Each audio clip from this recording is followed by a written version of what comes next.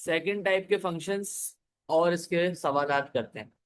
User defined functions हैं ये भाई। यूजर डिफाइंड फंक्शन सबसे पहले होते क्या है, वो क्या थे, प्री डिफाइंड फंक्शंस थे। ये यूजर डिफाइंड फंक्शन है। यूजर डिफाइंड फंक्शन बेसिकली वो फंक्शंस होते हैं जो यूजर अपनी नीड के हिसाब से बनाता है, सही है। Made by user according to his needs.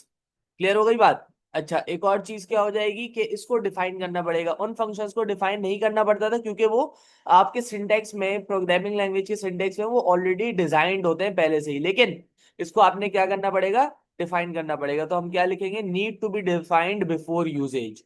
Need to be defined before usage.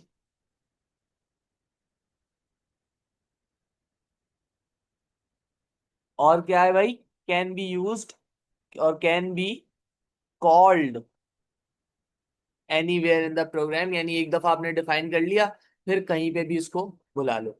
अच्छा, अब एक कोड हम लोगों ने लिखा था लीनियर सर्च वाला, इनसाइड अ फंक्शन। वो भी मेरा क्या था, यूजर डिफाइंड फंक्शन था। उसको देखो मैंने पूरा डिफाइन किया था ना। मैंने उसका हेडर भी डिफाइन किया था, फिर मैंने ये भी डिफाइन किया था कि वो काम कैसे करता है। वो होती है बेसिकली डेफिनेशन। लेकिन जब मैं प्री डिफाइंड फंक्शन की बात करता हूँ तो उसमें मैंने कोई ना हेडर लिखना होता है ना डेफिनेशन लिखनी होती है। उसमें मैं डायरेक्ट क्या करता हूँ, डायरेक्ट फंक्शन को कॉल करता हूँ एंड वो मुझे काम करके देता है। ठीक हो गई बात। अब जरा यहाँ से हम लोग एक सवाल को करते हैं सॉल्व। ठीक है, एक पास पेपर क्वेश्चन को करते हैं, इसके बाद एक और पास पेपर क्वेश्चन को करेंगे, ताकि हमारी पास पेपर क्वेश्चंस की प्रैक्टिस साथ साथ चलती चली जाए और हमें पता चलता जाए कि सवाल बेसिकली आएंगे कैसे, कि तुम लोग मेंटली प्रिपेयर रहो इन चीजों के लिए। ठीक हो गई बात। जरा यहाँ पे सवाल को देखना। सवाल आ गया आपके पास भाई। क्या लिखा है भाई, पास पेपर का क्वेश्चन है, 2022 का है तक मेरे ख्याल से ये। सही है। अब लिखा हुआ क्या है, बोलता है अ फंक्शन गेट नम। यानी फंक्शन का नाम इसने तुम्हें बता दिया कि फंक्शन का नाम क्या है, get num. Will take two parameters. ठीक है, दो पैरामीटर। सबसे पहली बात तुम फंक्शन की समझ लो, हेडर के लिए इंपॉर्टेंट बात है। दो पैरामीटर लेगा, एक स्ट्रिंग पैरामीटर होना चाहिए और एक करेक्टर पैरामीटर होना चाहिए। काम बता रहा है इसके बाद, count the number of time that characters occurs in the string, which means ये जो करेक्टर है ये इस स्ट्रिंग में कितनी दफा आ रहा है। बात समझ आ रही है।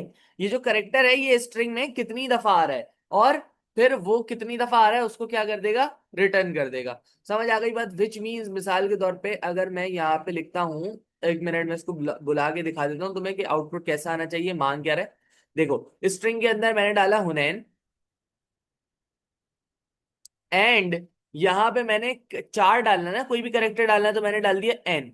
अब इसका आउटपुट क्या आना चाहिए कि एन इस हुनैन के अंदर कितनी दफा आ रहा है। तो आउटपुट क्या, एक दो। तो इसने रिटर्न क्या कर देना चाहिए, इसको दो रिटर्न कर देना चाहिए। सो आपको यहां से इसके हेडर के लिए चीजें पता चल गई।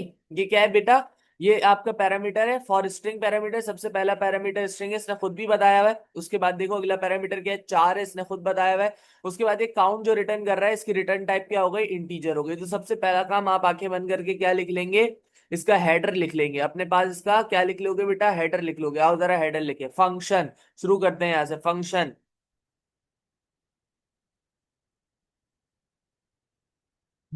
फंक्शन का नाम कौन है भाई, गेट नम। यहाँ पे पैरामीटर्स आएंगे। पैरामीटर मैं बोलता हूँ इसको, स्ट्रिंग वाले पैरामीटर अपनी मर्जी से नाम रखो, जैसे वेरिएबल का अपनी मर्जी से रखते थे वैसे ही इसका भी। स्ट्रिंग वाले का मैंने नाम रख लिया वर्ड। सही है, स्ट्रिंग वाले का क्या नाम रख लिया, वर्ड रख लिया। इसकी डाटा टाइप ऑब्वियसली स्ट्रिंग है जो मुझे बता दी गई। एंड अगले का मैंने रख लिया लेटर, और उसकी डाटा टाइप मुझे बता दी गई यहाँ पे क्या, चार बता दी गई। तो मैंने यहाँ पे क्या कर लिया, चार कर लिया। समझ आ गई बात। अच्छा जी, अब इसके बाद मैंने क्या करना है, रिटर्न्स।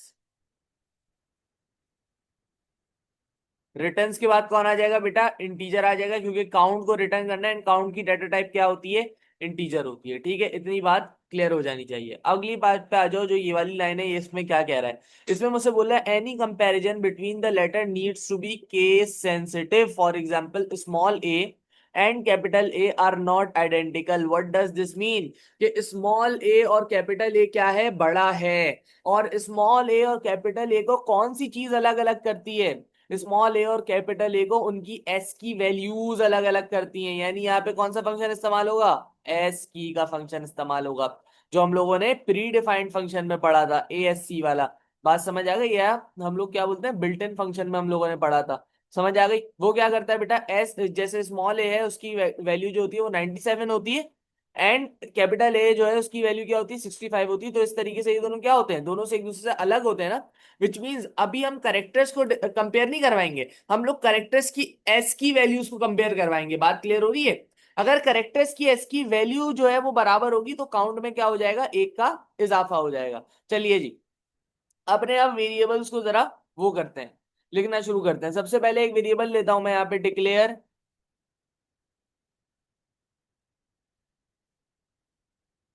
काउंट, और एक वेरिएबल लेंथ के लिए क्या आ जाएगा बच्चे, एक्स आ जाएगा यहाँ पे। समझ आ गई बात। वही हम लोगों ने अगेन काम वैसे ही करना है, कंपैरिजन करवाना है, एक एक स्ट्रिंग का निकाल निकाल, एक एक वर्ड का निकाल स्ट्रिंग से। स्ट्रिंग में देखो मैंने क्या एग्जांपल दी, हुनैन की एग्जांपल दी ना। हुनैन में क्या होगा, सबसे पहले एच कंपेयर करवाया जाएगा, क्या एच इस वाले करेक्टर के बराबर है, अगर बराबर होगा तो काउंट में एक का इजाफा हो जाएगा। फिर यू कंपेयर करवाया जाएगा, क्या यू ये वाले करेक्टर के बराबर है, अगर होगा तो वो एक का इजाफा हो जाएगा। बात समझ आ रही है। यानी अगेन हम लोगों ने एक एक वर्ड को एक्सट्रैक्ट करना है, उसका तरीका हमें आता है, सिंपल सी बात है, उसका तरीका हम लोगों ने सीखा हुआ है, समझ चुके हैं हम लोग उसका तरीका। ठीक हो गई बात। तो यहाँ पे हम लोगों ने क्या किया, यहाँ पे हम लोगों ने इसको, अच्छा एक और चीज को जिसको हम लोग बोलेंगे इंडेक्स, जो कि हमारे पास लूप में चलेगा, उसको भी डिक्लेयर कर लेते हैं यहां से, इंडेक्स। क्लियर है। अब जो है यहाँ पे हम लोग क्या करेंगे, इन सारों को एक चीज में स्टोर कर देंगे जिनकी डेटा टाइप क्या होगी, इंटीजर डेटा टाइप होगी। क्लियर हो गई बात। अच्छा जी, अब यहाँ पे जरा चलो काम करें, अब यहाँ पे काम शुरू करते हैं। काउंट की वैल्यू इनिशियलाइज करनी है। काउंट की वैल्यू बेटे इनिशियलाइज क्या हो गई, 0, क्योंकि अभी एक भी दफा वो वाला करेक्टर आपने गिना नहीं है। एक्स की वैल्यू कैसे आती है, लेंथ, किसकी लेंथ, वर्ड की length.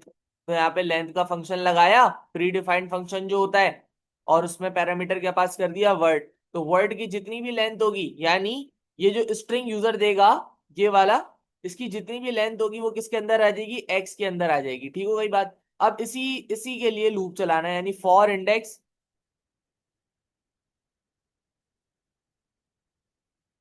1 to x, 1 to x, यानी एक से लेकर लेंथ ऑफ माई वर्ड तक। अब यहाँ पे कंपैरिजन देखना।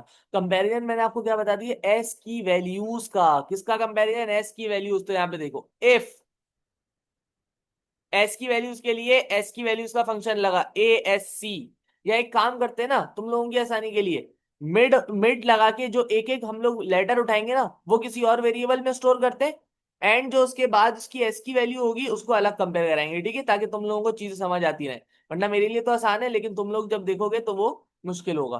ठीक हो गई बात। अच्छा, अब उसका हम लोग एक नाम रख लेते हैं, करेक्टर नाम रख लेते हैं उसका, डिक्लेयर।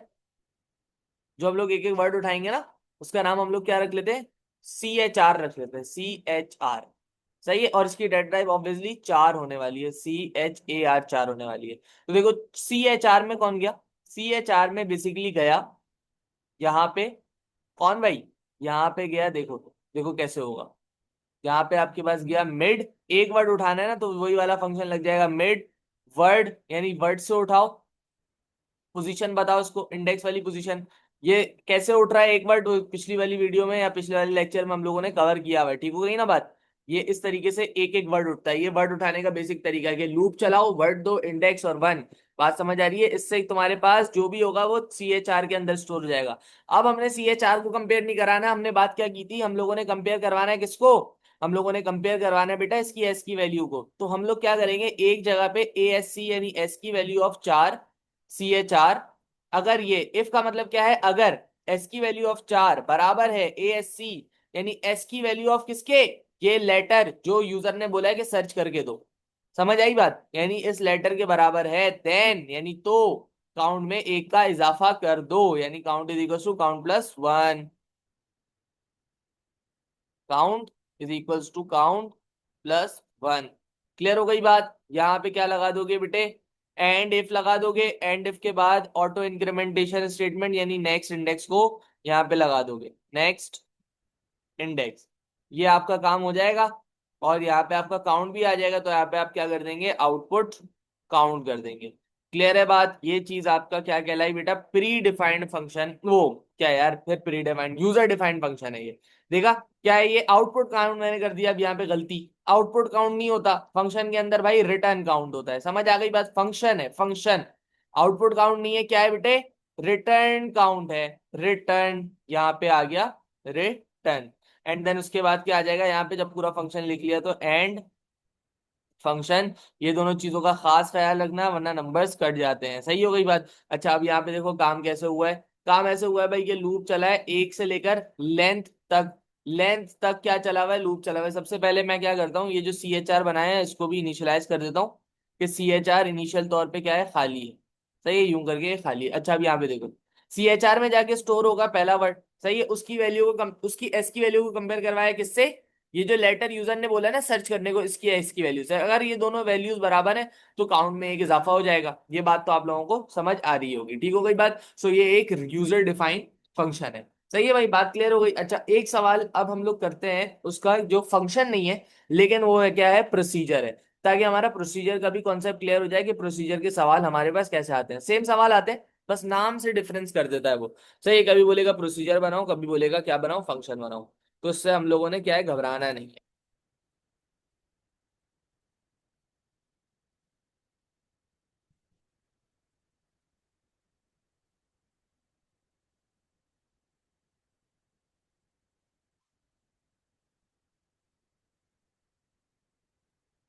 अच्छा जी, ये देखो ये सवाल है, ये इसने क्या बोला मुझसे, प्रोसीजर बनाओ इसने, और प्रोसीजर की पहली लाइन भी मुझे दे दी है इधर। चलो सवाल पढ़ो।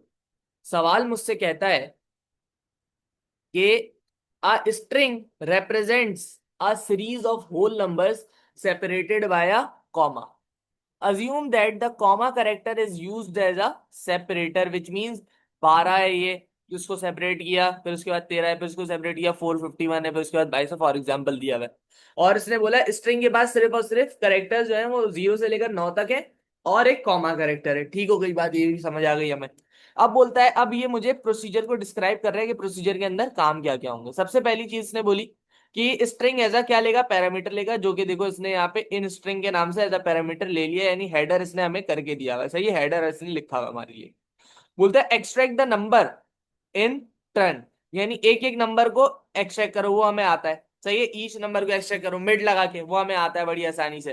क्लियर हो गई बात? सही है भाई, यानी हम लोगों ने लेंथ निकालनी है, उसके बाद एक्सट्रैक्ट करना है। ठीक है, उसके बाद क्या करना है, calculate the total value and the average of all the numbers, which means क्या हुआ, देखो यहाँ पे जैसे ये 12 है ना, 12 हो जाएगा, प्लस 13 हो जाएगा, प्लस 451 हो जाएगा, प्लस 22 हो जाएगा। इन सबको आप क्या कर देंगे, ऐड करके सबसे पहले इनका सम निकालेंगे, और इन लोगों को फिर जितने भी ये होंगे तो आप क्या करेंगे, इनको डिवाइड करके इनकी एवरेज निकाल देंगे। समझ आ गई बात? तो हम लोगों ने इनका सम निकालना है एंड इसके साथ साथ इसकी एवरेज भी निकालनी है। समझ आ रही है? अच्छा जी, अब एक चीज जो है, अब हम लोगों ने करना क्या है कि हम लोग ये जो सम्स कैसे निकालेंगे, विच मीन्स देख रहे हो यहाँ पे कि मैंने 12 कैसे तोड़ा, मैंने 13 कैसे अलग किया, मैंने 451 कैसे अलग किया। वो मैंने ऐसे किया कि जहां पे भी कॉमा आ जाए, जहां पे भी क्या आ जाए, कॉमा आ जाए, वहां से आप अपने वर्ड को क्या कर दो, सेपरेट कर दो। जहां पे भी क्या आ जाए बेटे, कॉमा आ जाए, वहां पे भी आप अपने वर्ड को क्या कर देंगे, सेपरेट कर देंगे। क्लियर हो गई बात? जहां पे भी हमारे पास कॉमा आएगा वहां पे हमारा वर्ड क्या हो जाएगा, सेपरेट हो जाएगा। अब देखो कहानी कैसे चलेगी, देखो जरा यहाँ पे।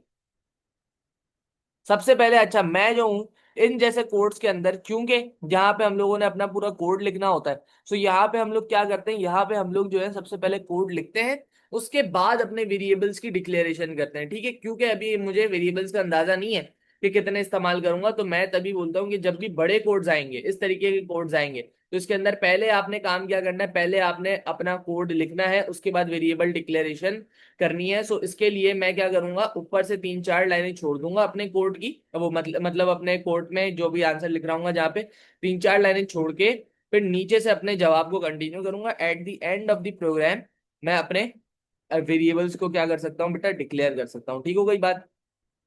आओ जरा काम शुरू करें। अच्छा जी, अब यहाँ पे मैंने क्या करना है, सबसे पहले यहाँ पे एक वेरिएबल बना लेना है टोटल का। तो उन लोगों को मैं इनिशियलाइज तो कर देता हूँ, declare at the end of the program करता हूँ। सही है। टोटल का एक वेरिएबल आ जाएगा और उसमें क्या स्टोर हो जाएगा, उसके अंदर आपके पास स्टोर हो जाएगा 0। सही हो गई। एक वेरिएबल आ जाएगा एक्स का जिसके अंदर आपके पास लेंथ होगी, क्योंकि जाहिर सी बात है हम लोगों ने लेंथ के लिए ही चलाना होगा, लेंथ के लिए हम लोग सबको अलग कर रहे होंगे। ठीक हो गई बात। तो लेंथ के लिए यहाँ पे इन स्ट्रिंग की लेंथ, क्योंकि यहाँ पे पैरामीटर क्या है, इन स्ट्रिंग है, तो सारा काम भी इसी के नाम से ही करना। ठीक हो गई बात। ये हो गया आपके पास कि यहाँ पे एक्स के अंदर लेंथ आ गई। फिर उसके बाद आप क्या करेंगे, यहाँ पे अब जो है आप क्या कर रहे होगे, जरा एक बात यहाँ पे समझ लेना। एक वेरिएबल लूंगा मैं यहाँ पे जिसका नाम मैं नम रखूंगा, लेकिन वो वेरिएबल यहाँ पे होगा किसका, ये वाली डेटा टाइप का। अब हम लोग अपने प्री डिफाइंड फंक्शन का इस्तेमाल करेंगे। जरा मैं एक फंक्शन आपको दिखा के लेके आता हूं जिसका नाम हम लोगों ने पढ़ा था स्ट्रिंग टू नम, जिसको हम लोग बोलते हैं str_to_num। हम लोगों ने पढ़ा था, ये हम लोगों ने बड़ी अच्छी तरीके से चीजें की हुई हैं, इसीलिए मैंने तुम लोगों को बताए थे यहाँ भी सारी चीजें। देखो ये रहा string to num, string to num. यहाँ पे देखो क्या हो रहा है, स्ट्रिंग वेरिएबल जाता है और ये रियल में कन्वर्ट हो जाता है। इसका इस्तेमाल होना है, इतनी बात जरा मेरे पास याद रख लेना। अब चलो जी कोड के अंदर। और एक और कोड जो बहुत इंपॉर्टेंट है ना इसके अंदर, देखो मैंने ये वाला करवाया था तुम लोगों को। ये वाले कोड में हम लोगों ने क्या किया था कि जैसे ही यहाँ पे स्टैटिक आता था हम लोग उसको इग्नोर करते थे, बाकी सारे वर्ड्स को इसके अंदर डालते थे। अब इसके अंदर क्या होगा जरा ये भी देख लेना। अब जैसे ही कॉमा आएगा ना, जैसे ही कॉमा आएगा हम लोग वर्ड को डालना छोड़ देंगे, विच मीन जैसे ही कॉमे से पहले पहले हम लोग सारे वर्ड नम में डालेंगे, और कॉमे के बाद जो होगा, कॉमे के बाद हम लोग रुक जाएंगे, विच मीन हमारे वर्ड क्या हो जाएंगे, एक्सट्रैक्ट होना शुरू हो जाएंगे, अलग अलग होना शुरू हो जाएंगे। बात क्लियर हो रही है। और इसके बाद जरा यहाँ पे चलते जाओ, अब चलते जाओ जरा, आज साथ साथ करेंगे कोड को। ठीक हो गई बात। फॉर इंडेक्स 1 to x यानी लेंथ तक, क्लियर हो रही है बात। फॉर इंडेक्स 1 to लेंथ यानी x। चलो जी आगे। अब इसके बाद क्या है बेटा, हम लोगों ने एक एक वर्ड उठाना है। एक वर्ड उठाने का तरीका हमें पता है, कैसे उठाते हैं, कंडीशन लगाओ कि इफ एक वर्ड उठा के अगर कॉमा आए, देखो इस तरीके से मिड, यहाँ पे क्या आया इन स्ट्रिंग, एक वर्ड उठाना आता है हमें, इन स्ट्रिंग के बाद क्या आया, इंडेक्स आया, इंडेक्स के बाद क्या आया, 1 आया।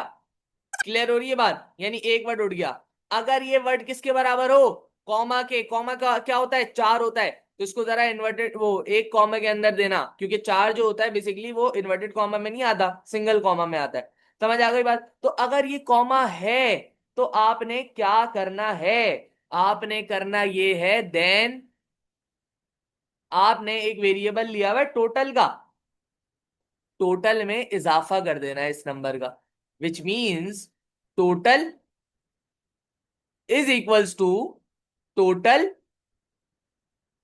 Plus str। अब क्या लगेगा, यानी स्ट्रिंग जो है ना, ये अभी देखो ये क्या था, ये स्ट्रिंग था ना। अब मैंने स्ट्रिंग को किस में कन्वर्ट करना है, रियल में करना है, ताकि वो ऐड हो पाए, वरना स्ट्रिंग नंबर और इंटीजर नंबर एक साथ ऐड नहीं हो पाते। तो ये हमने किया str_to_num का फंक्शन लगाया। इसके अंदर हम लोगों ने क्या इनपुट दी, इसके अंदर हम लोगों ने क्या डाला, इसके अंदर हम लोग क्या डाल देंगे बेटा, इसके अंदर हम लोग डाल देंगे यहाँ पे, अच्छा एक मिनट, इसके अंदर हम लोग क्या डाल देंगे यहाँ पे, एक मिनट वेट करो, यही नम डाल देंगे। सही है, हाँ यही नम डाल देंगे। क्लियर हो गई बात। सही है। ठीक है भाई, यहाँ पे हम लोगों ने ये काम किया। अब देखो इससे हो क्या रहा है, मिसाल के तौर पे देखिएगा जरा, मैं यहाँ पे आता हूँ 12 पे, अभी मैं 1 पे हूँ, सबसे पहला वर्ड पढ़ रहा हूँ, यहाँ से देखो 12 है, 12 के बाद कॉमा 13 है, सबसे पहले वर्ड पे आया, क्या ये कॉमा है, नहीं है।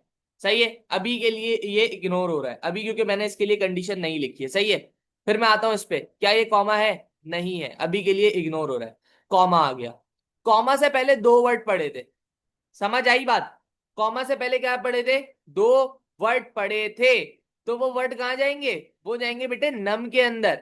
अब जब वो नम के अंदर जाएंगे ना, तो चलो तुम्हारे लिए आसानी करता हूँ, 1 मिनट वेट करो, 1 मिनट वेट करो। जैसे हम लोगों ने पिछली वाली लॉजिक लगाई थी, वैसे ही लॉजिक लगाएंगे वो वाले सवाल में, जो हम लोगों ने उसके लिए किया था बेसिकली स्टैरिक के लिए, कि स्टैरिक अगर नहीं होता तो हम लोग नंबर को ऐड करेंगे, वरना हम लोग नंबर को ऐड नहीं करेंगे। क्लियर हो रही है बात। चलो अब इस तरह काम करते हैं।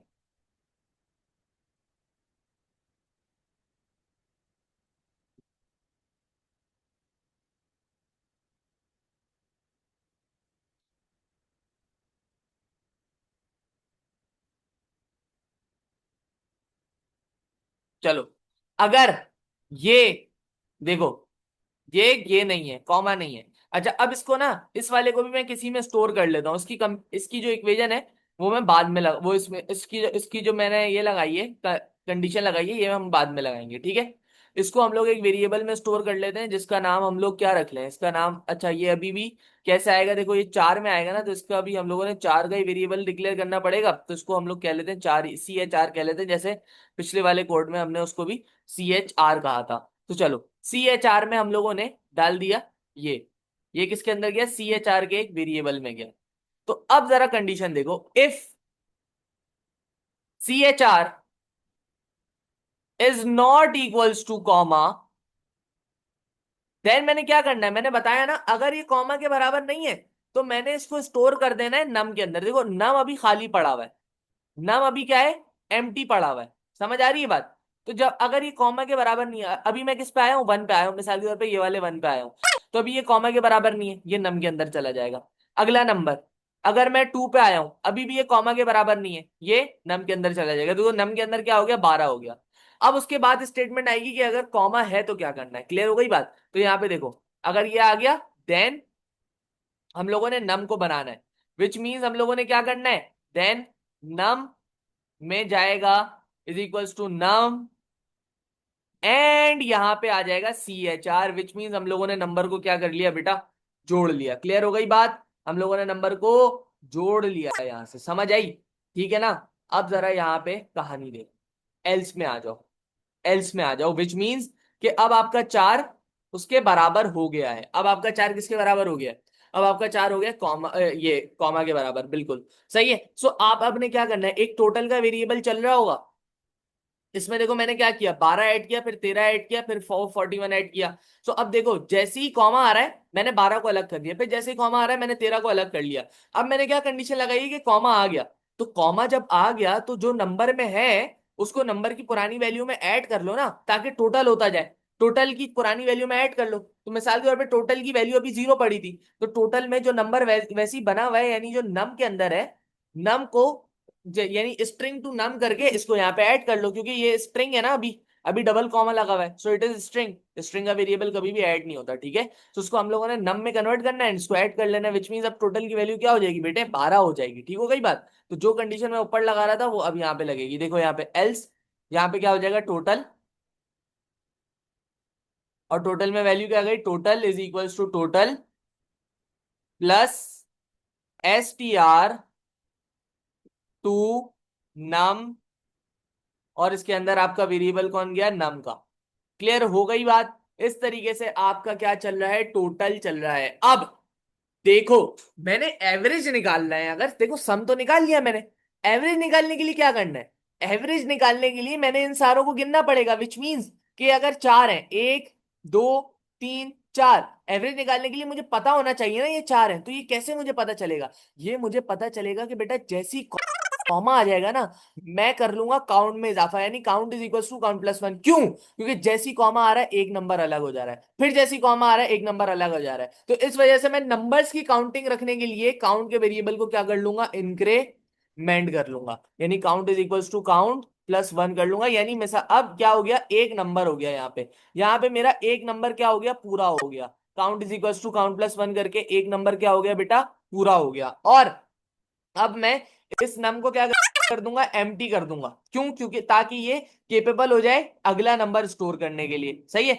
अगर इसको खाली नहीं किया तो ये तो नंबर एक साथ करता जाएगा ना, विच मीन्स क्या होगा, देखो अगर मैंने इसको खाली नहीं किया तो क्या होगा, 12 ऑलरेडी स्टोर है, अगली लाइन पढ़ेगा 13 की, तो 1 भी स्टोर इधर कर देगा, फिर अगली लाइन पढ़ेगा, ये इस तरीके से स्टोर करने लग जाएगा। ये तो चाहिए नहीं ना मुझे, वरना तो घपला हो जाएगा बहुत बड़ा, जब टोटल में ऐड करूंगा तो बहुत बड़ा जवाब आ रहा होगा। इसलिए हर बारी में जहां पे कॉमा आ जाए तो आपने 3 स्टेप करने हैं। वो 3 स्टेप क्या है, जो आपका नम बना हुआ है उसको आपने टोटल में ऐड किया, आपने नंबर्स की गिनती रखी कि कितने नंबर्स आपके मुकम्मल हो चुके हैं, इसकी वजह से count equal to count plus 1 आ गया। उसके बाद आपने क्या किया, नम स्ट्रिंग को खाली कर दिया। ठीक हो गई बात। यहाँ पे कितने इफ लगे, यहाँ पे एक इफ लगा, तो यहाँ पे एक एंड इफ लग जाएगा। समझ आ रही है भाई सबको।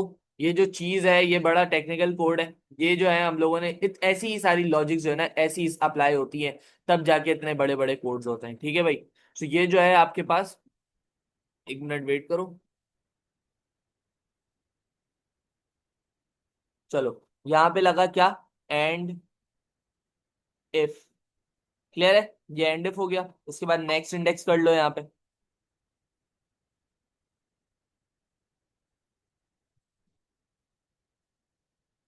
अब यहाँ पे जरा काउंट, एक मिनट। अब यहाँ पे आपका क्या आ रहा है, टोटल निकला हुआ है ना। तो अब क्या करना है आपने, टोटल के बाद आपने सिंपली एवरेज निकालना है। टोटल तो बेसिकली है आपके पास, पहले से ही पड़ा हुआ है। ठीक है, so total you already have your total. अब इसके बाद सिंपल आपने क्या करना है, काउंट काउंट में इजाफा करना है, विच मीन्स एवरेज एवरेज निकालना है। एवरेज का एक वेरिएबल लेना पड़ेगा ऊपर, उसको भी डिक्लेयर करना पड़ेगा बाया जीरो, इनिशियलाइज करना पड़ेगा जीरो। ठीक हो गई बात। एंड अब क्या करना पड़ेगा, यहाँ पे एवरेज निकालना है तो ईवीजी यहाँ पे आया, टोटल डिवाइडेड बाय काउंट, जितने भी नंबर्स होंगे। समझ आई। एंड यहाँ पे क्योंकि क्योंकि ये क्या था, क्योंकि ये मेरा प्रोसीजर था, तो यहाँ पे आउटपुट हुआ, रिटर्न नहीं हुआ। ठीक हो गई।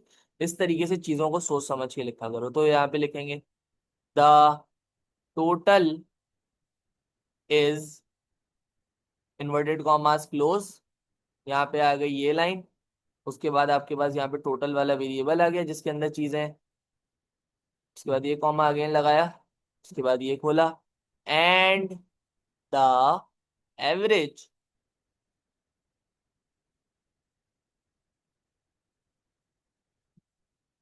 इज, बन किया, ये खोला, AVG। क्लियर है भाई। सो ये आपका कोड हो गया। एक और यहाँ पे एंड प्रोसीजर लिख दें।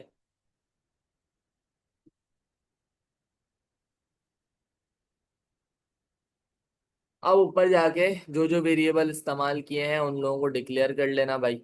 सो कौन कौन से वेरिएबल हैं जरा यहाँ पे देख लो। एक है टोटल का, टोटल। अच्छा आप देखो, क्योंकि हम लोग यहाँ पे उसको सम कर रहे हैं। देखो अब मुझे पता है ना, ये वाला जो फंक्शन है स्ट्रिंग टू नम, ये रियल देता है। तो मेरा नम भी रियल में होगा और मेरा टोटल भी रियल में, नम तो सॉरी स्ट्रिंग में ना, तो टोटल तो मेरा क्या होगा, रियल में होगा। ठीक है, और एवरेज जाहिर सी बात है वो तो होता ही रियल में। सही है, तो डिक्लेयर टोटल AVG, ये क्या होगा, दोनों रियल हो गए। और काउंट जो है बेसिकली वो क्या हो जाएगा, इंटीजर हो जाएगा। और इंडेक्स भी इंटीजर हो जाएगा। अच्छा, जो जो रियल होते हैं उनको डिक्लेयर कर, उनको इनिशियलाइज करने का तरीका 0.00। ठीक है, एवरेज भी है और टोटल भी है। सही है, डिक्लेयर यहाँ पे आ गया। और जगह नहीं है मेरे पास। ठीक है, बाकी जितने भी वेरिएबल्स हैं उनको यहाँ पे डिक्लेयर कर देना। डिक्लेयर आ गया आपके पास, काउंट आ गया, इंडेक्स आ गया, दोनों ये कौन है, इंटीजर्स है।